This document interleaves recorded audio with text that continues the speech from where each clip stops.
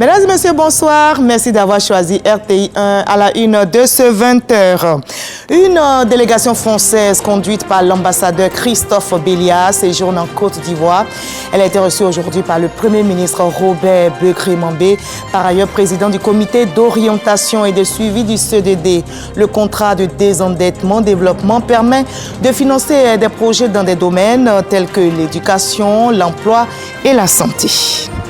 À la une également, la grève lancée par des syndicats du secteur éducation, formation et depuis le jeudi 3 avril. Mais quelle est la situation dans les établissements visités par nos reporters? Nous ferons le constat dans ce 20h. Notez également que les ministres Anne-Désiré Oloto et Mariatou Kone, qui ont sillonné quelques écoles, appellent à la reprise totale des cours. En sport, football, la Côte d'Ivoire bat le Mali 4-2 pour le compte de la troisième et ultime journée de groupe de la CAN U17. Les Éléphantos sont premiers de la poule D devant les Aigles et décrochent également leur qualification pour la prochaine Coupe du Monde de la catégorie. Au Gabon, c'est la dernière ligne droite avant la présidentielle du 12 avril prochain. L'élection mettra fin à la transition. Sur 23 dossiers de candidature, 8 prétendants à la fonction présidentielle ont été retenus. Le président de la transition, Oligui Nguema, est le grand favori de ce scrutin. Soyez les bienvenus sur RTI 1. Tout d'abord, cette très bonne nouvelle en provenance du Maroc. La Côte d'Ivoire est qualifiée pour les quarts de finale. Les Éléphantos ont battu les Aigles du Mali 4-2 pour le compte de la troisième et ultime journée de groupe de la CAN U17. Les Éléphantos sont premiers de la poule D devant les Aigles du Mali et décrochent également leur qualification pour la prochaine Coupe du Monde de la catégorie. Le CEDD qui impacte la Côte d'Ivoire, le contrat de désendettement-développement est au cœur justement de cette rencontre entre le Premier ministre Robert Begré-Mambé et une délégation française conduite par l'ambassadeur Christophe Bélia. Le CEDD, mis en place en Côte d'Ivoire depuis 2012, permet de financer des projets dans des domaines comme l'éducation, la formation, l'emploi et la santé. Franco Adio Traoré Zakaria pour le reportage. Avant l'ouverture des assises de la revue générale et conjointe des projets CEDD, ce lundi matin, le Premier ministre Robert Begré-Mambé, président du comité d'orientation et de suivi du CEDD, a reçu la délégation française conduite par le chef de la mission diplomatique de ce pays. Le contrat de désendettement et de développement, mécanisme de reconversion des dettes en projet de développement, un condensé des 3 contrats conjoints France-Côte d'Ivoire depuis 2012 se porte bien.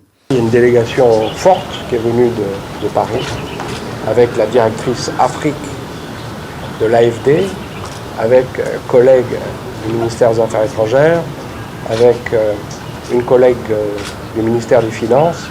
Et nous avons même un député de l'Assemblée nationale française, M. Corentin Le Fur, qui est là pour se poser les mêmes questions que nous. En quoi le C2D, les 3 milliards d'euros du C2D, je crois 1800 milliards de francs CFA ont-ils été utiles au développement économique et social de la Côte d'Ivoire depuis que le C2D existe en Côte d'Ivoire, c'est-à-dire depuis 2012. La revue générale et conjointe des projets C2D se tient sur 4 jours. Ce sera l'occasion d'actualiser la prévision de décaissement pour l'an 2025 entre autres, mais surtout de dresser le bilan des projets financés pour le 3e C2D. La Côte d'Ivoire et l'Afrique du Sud entretiennent aussi d'excellentes relations.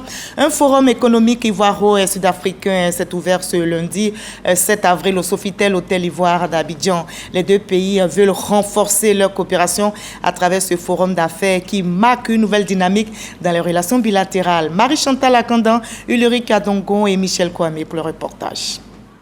Renforcer les échanges économiques entre la Côte d'Ivoire et l'Afrique du Sud, tel est l'enjeu du Forum économique ivoiro-sud-africain ouvert ce lundi 7 avril à Abidjan.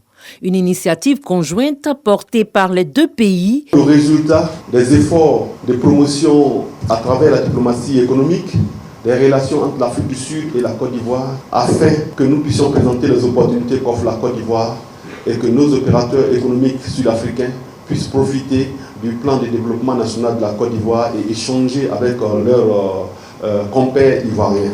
La délégation sud-africaine s'est montrée déterminée à catalyser les opportunités économiques sur un continent en plein essor. L'Afrique est un continent qui est riche en minerais et en potentialité d'agriculture. Et donc, c'est important que dans le cadre des relations sud-sud, dans le cadre de la mise en place de la ZERCAF, que vraiment les pays puissent collaborer et coordonner leurs activités pour vraiment développer davantage le continent et les différents pays. Les entreprises sud-africaines souhaiteraient vraiment conclure des accords avec le gouvernement ivoirien. Les autorités ivoiriennes ont de leur côté présenté la vision Côte d'Ivoire 2030 fondée sur des investissements structurants, un environnement des affaires attractif et des réformes incitatives. Chers investisseurs, le gouvernement a engagé de potents chantiers structurels pour simplifier les procédures, renforcer la transparence, moderniser l'administration et sécuriser les investissements. Un nouveau code des investissements a été adopté, offrant des incitations claires et ciblées, en lien avec les priorités de développement du pays. Il est complété par des codes sectoriels modernisés dans les domaines miniers, pétroliers, forestiers ou encore industriels. Un pays prêt à bâtir, aux côtés de ses partenaires, les bases d'un développement partagé. Dans des espaces dédiés aux échanges, des pistes concrètes de collaboration ont émergé à travers panels, rencontres B2B autour de secteurs clés comme l'agro-industrie, les infrastructures, l'énergie ou la finance. Dans le cadre de la promotion de la consolidation et des acquis relatifs aux installations industrielles à haut risque et du transport des marchandises dangereuses en Côte d'Ivoire, le secrétariat exécutif de la plateforme nationale de réduction des risques et de gestion des catastrophes organise un colloque national. Cette rencontre a pour objectif de mettre en lumière les progrès réalisés au niveau national dans le cadre de l'initiative des centres d'excellence de l'Union européenne pour la réduction des risques d'origine nucléaire, radiologique, biologique et chimique. Vous aurez le compte-rendu complet de Grace Kando dans nos prochains journaux. L'actualité nationale est aussi marquée par la grève lancée par des syndicats du secteur éducation-formation depuis le jeudi 3 avril. Qu'en est-il de la situation dans les établissements visités par nos reporters? Les ministres Anne-Désirée Oloto et Mariatou Kone qui ont également quelques écoles appellent à la reprise totale des cours sur l'ensemble du territoire. C'est Forazegui, Adama Sangari. Lundi 7 avril, lycée classique d'Abidjan. Ici, 3000 élèves prennent habituellement des cours. Professeurs et élèves travaillent dans une bonne ambiance. La grève des enseignants entamée il y a quelques jours par un groupe de syndicats n'impacte pas les activités scolaires. Cette enseignante a répondu à l'appel. Ma conscience me disait de venir tenir, comme on appelle, ma classe. Parce que le lundi, j'ai cours à 7h45 et je finis à 8h30. C'était important pour moi de venir donner le savoir aux enfants. Pour s'assurer que les cours se déroulent normalement, le gouvernement diligente une mission conduite par la ministre d'État, ministre de la fonction publique. Première étape de cette visite, le lycée classique d'Abidjan. Les ministres s'imprègnent de la situation et discutent avec le personnel enseignant. Merci d'avoir compris le message du gouvernement. Merci de vous inscrire dans la négociation sans perturbation. Après le lycée classique, la délégation se rend au groupe scolaire Cocody Cité des Arts pour évaluer le suivi de l'appel à la grève. À l'issue de ces visites, Mariatou Kone félicite le personnel présent et invite les enseignants grévistes à regagner les salles de classe. Les cours sont suivis et je voudrais saluer l'ensemble des enseignants de Côte d'Ivoire pour l'esprit citoyen, pour l'engagement pour le droit à l'éducation, pour l'engagement pour le droit à la formation. Je me réjouis qu'ils aient compris le message du gouvernement. Partout où nous sommes passés, le message est clair. Les enseignants qui sont venus faire cours sont venus avec la volonté de la prime, mais dans la voie de la négociation, dans la voie du dialogue. Et je voudrais saluer cela. Que tous les collaborateurs, tous les enseignants fassent confiance au gouvernement. Qu'ils fassent confiance au gouvernement, que nous attendions tous la réponse qui viendra du conseil consultatif et du comité des experts. Cette démarche gouvernementale intervient alors que la grève motivée par des revendications portant sur une prime d'incitation semble avoir un impact variable selon les établissements. La ministre d'État, ministre de la fonction publique, appelle les enseignants à savoir raison garder. Le droit à l'éducation est un droit fondamental. La négociation est la meilleure voie pour obtenir ce qu'on souhaite. Le gouvernement est à la tâche. Et le gouvernement sait apporter des réponses quand cela est possible et quand cela est nécessaire. Je voudrais rappeler que dans notre administration, nous avons plusieurs secteurs. Et le gouvernement veut penser à l'ensemble des fonctionnaires de Côte d'Ivoire. Je les invite à entendre le message du gouvernement. Reprenez le chemin de l'école. Faites comme vos collègues qui tiennent à respecter leurs engagements vis-à-vis de la nation, donner l'éducation à nos enfants. L'appel à la discussion lancé par les ministres marque une nouvelle étape dans la gestion de cette crise. Tente que ce message soit entendu par les syndicats d'enseignants est grande. Cela ouvrira certainement la voie à de nouvelles négociations. L'enjeu est de taille, assurer la continuité de l'éducation pour des milliers d'élèves ivoiriens à l'approche des examens à grand tirage. La paix est une quête permanente. C'était un reportage de Sephora Zegui. Nous partons maintenant pour l'Ouzbékistan où se poursuivent les travaux de la 155e conférence de l'Union interparlementaire. Notez que l'action parlementaire au service du développement et la justice constitue donc le thème de cette rencontre. Et le président de l'Assemblée nationale, Adama Bictogo, conduit la délégation ivoirienne. Il s'est prononcé sur la contribution des parlementaires dans le développement social. Konaté Moussa, Frodo Célestin sont nos envoyés spéciaux. L'action parlementaire en faveur du développement et de la justice sociale, c'est le thème de la 150e conférence de l'UIP, Union interparlementaire. Ce rendez-vous des parlements du monde entier à Tachkent, la capitale de l'Ouzbékistan, met un point d'honneur sur les inégalités sociales. À la tête de la délégation ivoirienne, le président de l'Assemblée nationale se prononce sur la contribution des parlementaires au développement social.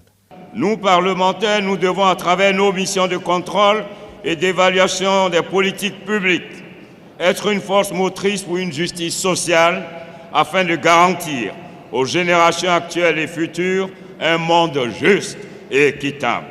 Nos institutions parlementaires doivent adopter des lois qui contribuent à la réduction du chômage des jeunes, à la lutte contre la discrimination et l'exclusion. C'est dans cette dynamique que s'inscrit mon pays, qui, sous l'impulsion de son Excellence, M. Alassane Ouattara, président de la République de Côte d'Ivoire, a entrepris des réformes structurelles audacieuses pour réduire les inégalités et assurer à chaque Ivoirien un bien-être et un accès équitable aux opportunités économiques et sociales. Les conflits politiques, la crise énergétique, le terrorisme source d'insécurité, des facteurs qui fragilisent la justice sociale, freinent le développement des États et impactent négativement le quotidien des populations. Face à ces constats, Adama Bictogo appelle à l'union des forces. Nous devons nous engager dans le renforcement du multilatéralisme et la solidarité internationale, et ce, par la contribution des États les plus riches en faveur de ceux avec moins de revenus ou en crise pour relever leur niveau. Par ailleurs, la coopération interparlementaire peut contribuer au développement social et à la justice sociale à travers le partage d'expériences et de bonnes pratiques. En marge de ces assises de l'UIP, le président de l'Assemblée nationale s'est entretenu avec son homologue de la Turquie, Kurtulmus Newman. Les échanges ont porté sur le renforcement de la coopération parlementaire entre les deux pays. Voilà, je suis placé ici en Côte d'Ivoire. Le travail se poursuit à la Chambre basse du Parlement ivoirien. Le ministre des Finances et du Budget, Adama Coulibaly, était justement face aux députés membres de la Commission des affaires économiques et financières de l'Assemblée nationale. Il a présenté 3 projets de loi aux élus de la nation. L'adoption définitive de tous ces tests permettra, entre autres, de renforcer la mise en œuvre du partenariat économique avec l'Union européenne. Suleiman Donisongo. Les produits originaires de l'Union européenne importés en Côte d'Ivoire sont exemptés désormais des droits de douane. En contrepartie, les exportations de tous les produits ivoiriens, notamment les produits transformés du cacao, du café, des fruits, ainsi que les conserves de thon, ont une garantie d'accès au marché européen en franchise des droits de douane. Au cours de l'examen des 3 projets de loi devant la Commission des affaires économiques et financières, le ministre des Finances, Adama Coulibaly, a pu noter une bonne qualité des échanges. Une séance qui témoigne de la vitalité du fonctionnement des institutions, notamment de l'Assemblée nationale. Le premier porte sur les procédures visant à requalifier les recettes de services en recettes fiscales. En lien toujours avec la fiscalité, nous avons examiné également un projet de loi de ratification, en fait la modification de l'article 97 qui vise à faire en sorte que les modalités de paiement des impôts par les contribuables puissent être beaucoup plus efficaces. Et puis le dernier texte porte sur la ratification de la 3e phase de démantèlement tarifaire. Vous savez que la Côte d'Ivoire a signé un accord de partenariat économique intérimaire avec l'Union européenne. Donc les honorables députés ont bien voulu donc adopter cette ordonnance qui nous met en conformité avec les engagements que nous avons pris avec nos partenaires. L'accord de partenariat économique entre la Côte d'Ivoire et l'Union européenne est entré en vigueur le 3 septembre 2016. Cet accord prévoit un calendrier de libéralisation en 5 phases sur une période renégociée de 10 ans allant du 1er janvier 2019 au 31 décembre 2029. Et on s'intéresse à une autre institution, le Conseil national des droits de l'homme, qui veut mieux faire connaître le système judiciaire ivoirien afin de mieux défendre les droits de l'homme. Effectivement, le CNDH a lancé une session de formation à l'intention des ONG, entreprises et associations œuvrant pour les personnes en situation de handicap. Noussangari. Le système judiciaire ivoirien et la protection des droits de l'homme. C'est le thème retenu pour la conférence inaugurale de cette session de formation. Durant une semaine, ONG, entreprises et associations engagées pour les droits des personnes en situation de handicap seront en immersion. Objectif, mieux comprendre les mécanismes de la justice ivoirienne. François Comouin, le conférencier, est revenu sur les moyens juridiques et matériels dont dispose la Côte d'Ivoire pour garantir ses droits. Notre pays dispose d'une justice qui a les moyens juridiques matériels pour assurer la protection et la promotion des droits de l'homme. Et par la suite, j'ai émis des souhaits allant dans le sens du renforcement de ces moyens pour que la justice puisse mieux assumer son rôle. Et j'ai insisté particulièrement sur la nécessité de l'indépendance de la justice. Une initiative du Conseil national des droits de l'homme. Le CNDH veut renforcer les capacités des acteurs de terrain. Pour nous, il est important que les populations soient informées sur le système judiciaire. Et donc, l'objet, c'est que les populations soient plus proches du système judiciaire. Et pour être proche du système judiciaire, il faut connaître les rouages du système. Et donc, c'est dans ce cadre-là que nous organisons cette formation. Il s'agit de connaître les institutions, le Conseil constitutionnel, les différentes juridictions, de mieux les appréhender. Cette formation est très importante dans la mesure où elle nous permet à nous, défenseurs des droits de l'homme, de mieux comprendre le système judiciaire ivoirien pour nous permettre de mieux travailler. Nous espérons vraiment quantifier nos connaissances en termes de respect des droits de l'homme. Cette formation, qui est à sa 3e édition, s'inscrit dans le vaste programme de promotion des droits humains porté par l'institution. Une brigade spéciale pour une mission spéciale est née. Elle est composée de 64 agents. C'est la brigade spéciale de lutte contre le remblayage illicite et anarchique qui est en mission donc pour lutter contre ce phénomène. Le ministre délégué auprès du ministre des Transports chargé des Affaires maritimes a officiellement lancé les activités de cette brigade. On en sait plus avec Dangui et Soro Abou. Remblayage illicite et anarchique en Côte d'Ivoire. Le phénomène prend de l'ampleur selon les chiffres officiels qui révèlent par exemple que la lagune en zone de Biétry a perdu plus de 30% de sa surface initiale. Les conséquences sont lourdes. Ces actions illicites de l'homme ont pour conséquence, entre autres, la destruction de la faune et de la flore, la dégradation de l'environnement, le rétrécissement du lit de la lagune, la destruction des ouvrages publics d'assainissement et de drainage des eaux, les inondations, etc. C'est pour endiguer ce phénomène que le ministre délégué auprès du ministre des Transports, chargé des affaires maritimes, a mis en mission une brigade spéciale de lutte contre le remblayage illicite ou anarchique. Je vous demande, 24 heures sur 24 heures, de veiller au suivi de ces activités et de me rendre compte en temps réel. Je voudrais compter sur votre autorité et votre sens de la coordination pour des résultats probants. Je précise par la même occasion que cette brigade aura pour champ d'action le territoire national et pour mission le contrôle, la régularité des opérations d'aménagement des rivages, de la mer et des voies d'eau intérieures par remblayage, endiguement ou enrochement. La brigade spéciale de lutte contre le remblayage illicite et anarchique est composée de 64 agents divisés en 3 équipes et dotés de moyens roulants et techniques nécessaires pour remplir sa mission selon le directeur général des affaires maritimes. Et nous partons dans l'Ouest ivoirien où les populations sont très heureuses, justement dans le cadre du développement du village de Da, dans le département de Bangolo, région du Guémon. Le ministre Célestin Seredo a présidé la cérémonie de remise de logements pour enseignants de l'école primaire publique ainsi que d'un foyer de jeunes du village afin de contribuer à l'amélioration des conditions de vie des populations. On en sait plus avec Christian Mandé et Sekakone. Un foyer de jeunes, une ambulance médicalisée de dernière génération et 3 logements pour enseignants, dont du ministre Célestin Seredo à la population de Da dans le département de Bangolo, région de Guémon. Natif de Da, le ministre Célestin Seredo entend contribuer au développement de ce village.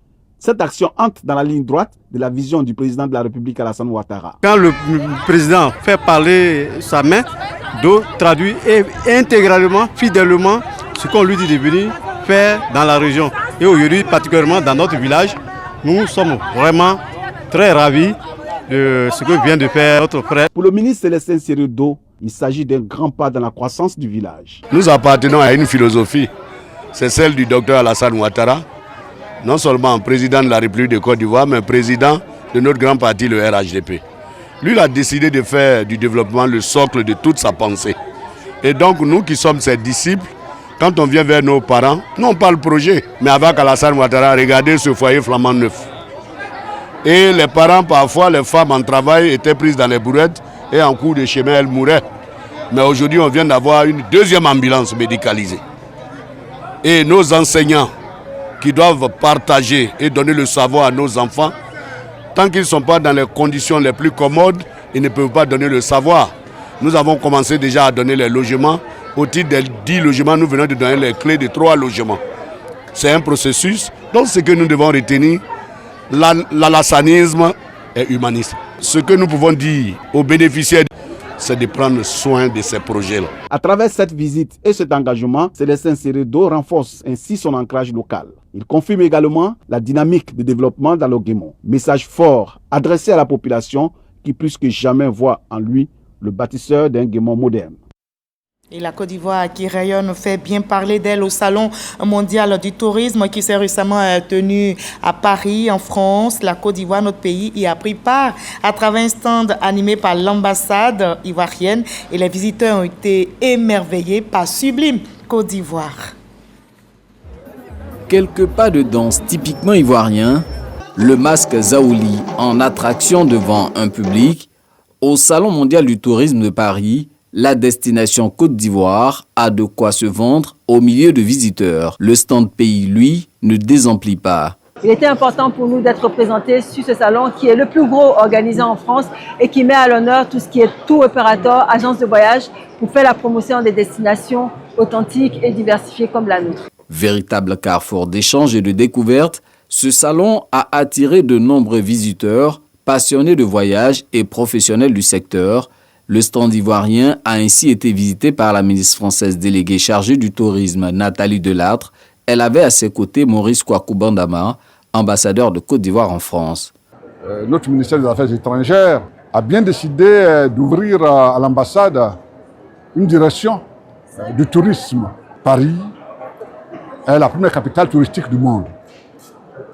Et il était important que la Côte d'Ivoire, qui est un grand pays touristique, puisse avoir au quotidien une représentation du ministère du Tourisme au sein de l'ambassade.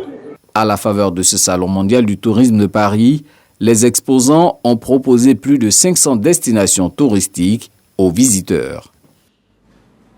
Et il faut donc visiter la Côte d'Ivoire. À Bondiali, justement, la ville va abriter un palais de la culture et on va aussi évoquer la 9e édition du Guéguélé, un festival qui ouvre ses portes à Bondiali ce samedi. Et bien, en prélude au festival international du balafon placé sous le thème balafon Guéguélé à l'ère du numérique et de l'intelligence artificielle, défis et perspectives, une importante délégation de l'autorité municipale de Bondiali conduite par la maire Mariatou Kone a visité ce futur palais de la culture. On en sait plus avec notre reporter Malika Koulibaly.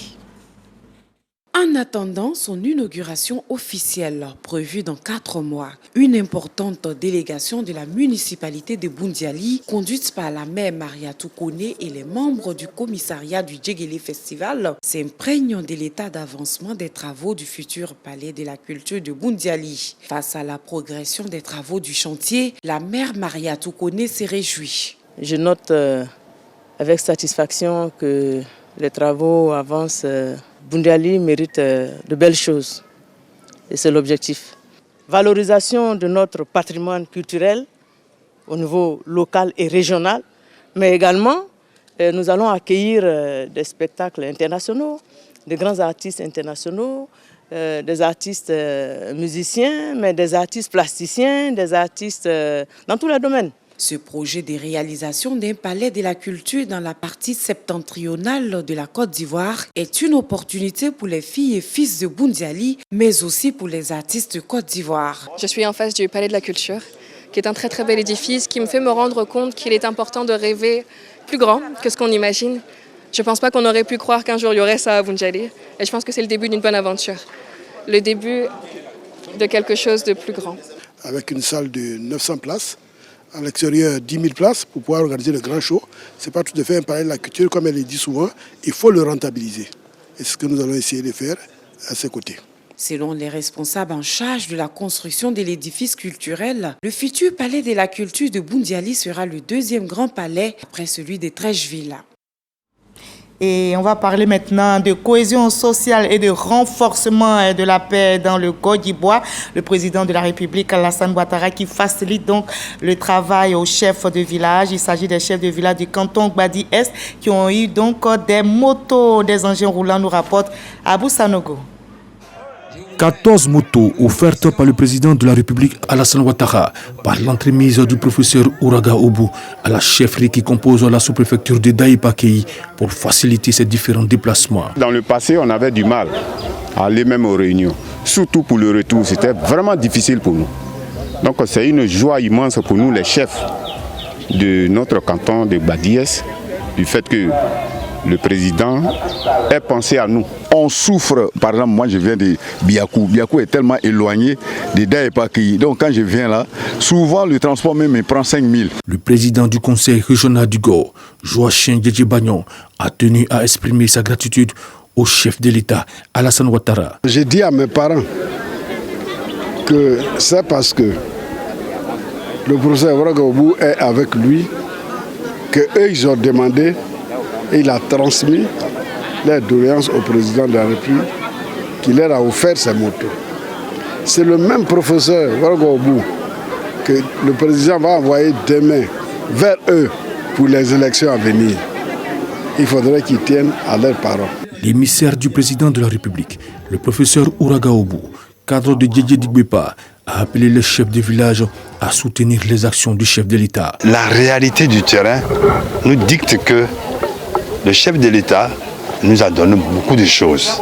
Donc, si les gens sont réalistes et que la politique, c'est la bonne appréciation de la réalité, ils devraient comprendre qu'on soit beaucoup plus intelligent que d'habitude au moment où il faudra faire son choix. Outre les 10 chefs de village des localités qui composent la sous-préfecture de Daïpakéi qui ont reçu un engin, le chef de village de Daopa, dans la sous-préfecture de Gagnoa, a également reçu une moto. Les 3 autres motos ont été réparties entre les 2 chefs d'établissement des collèges de Djedje-Digwepa et Daïpakéi. Et on garde le sourire en sport football. La Côte d'Ivoire a battu le Mali 4-2 pour le compte de la 3e et dernière journée de groupe de la CAN U17. Les Éléphantaux sont premiers de la poule D devant les Aigles du Mali et décrochent également leur qualification pour la prochaine Coupe du Monde de cette catégorie. Et on va terminer par le Gabon où c'est la dernière ligne droite avant la présidentielle du 12 avril prochain. L'élection mettra fin à la transition. 8 candidats sont en liste. Le président de la transition est le grand favori de ce scrutin du 12 avril qui pourrait, 1 an et demi après le putsch qui a renversé Ali Bongo, le propulser donc au sommet de l'État pour cette année. Merci de nous avoir suivis. Je vous retrouve avec le même bonheur, surtout dans la paix, demain 20h.